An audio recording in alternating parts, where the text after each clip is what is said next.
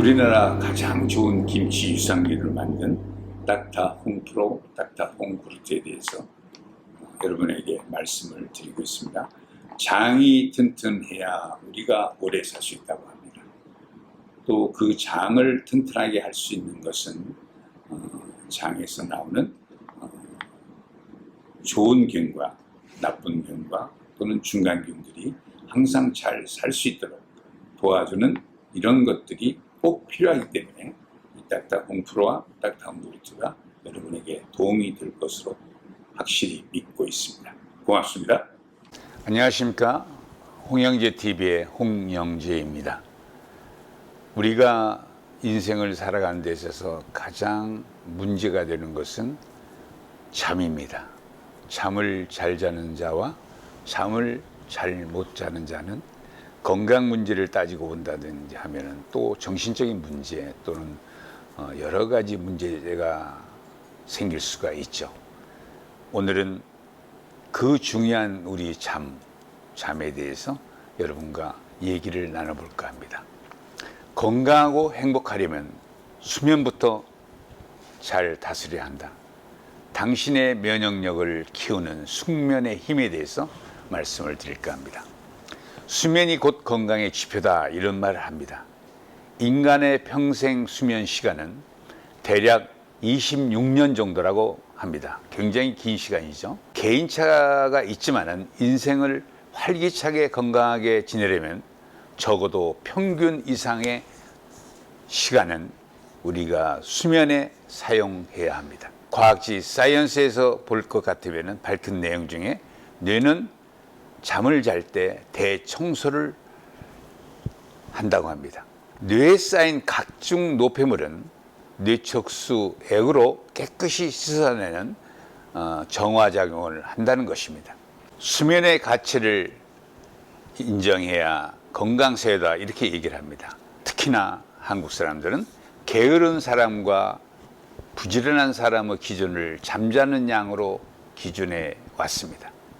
잠을 적게 자고 많이 활동하는 사람들은 성실하다는 평가를 내리고, 활동 시간보다 잠을 더 많이 자는 사람은 불성실하다는 결론을 내리는 것, 이것은 크게 잘못된 것이라고 생각을 합니다. 보약 한 사발보다 잠 1시간이 훨씬 낫다.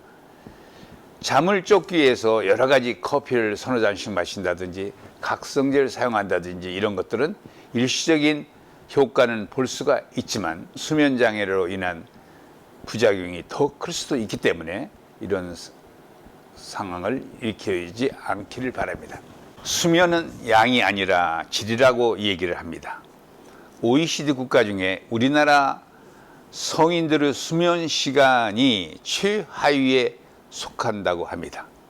머리가 무겁고 기억력과 집중력이 떨어진다면 잠이 부족하다는 사실을 우리가 바로 알 수가 있다는 것입니다. 이제는 숙면으로 건강과 장수라는 두 마리 토끼를 다 잡는 것이 중요합니다.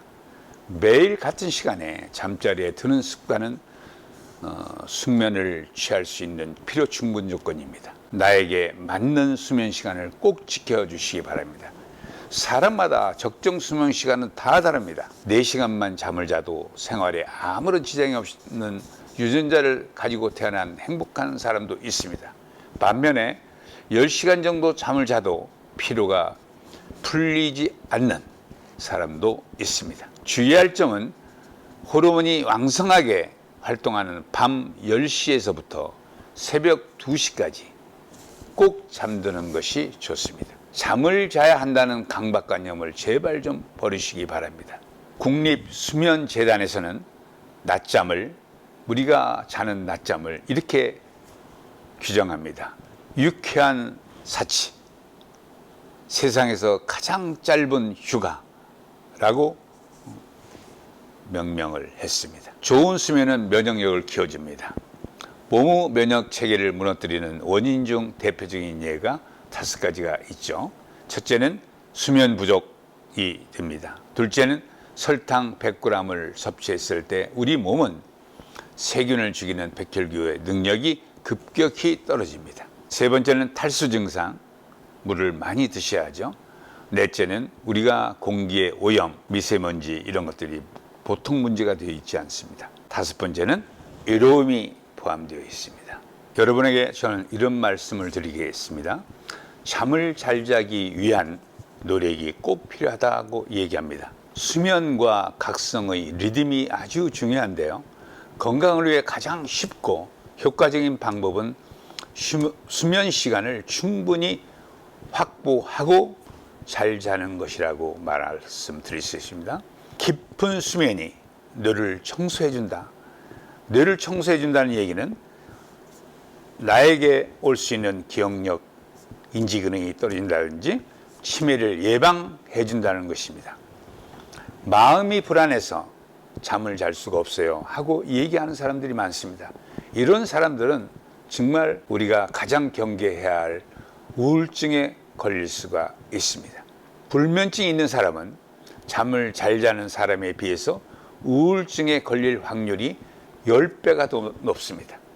이것은 아주 심각한 거죠. 이 우울증이라는 것은 정말 악화가 되면 자기의 목숨을 끊어버립니다.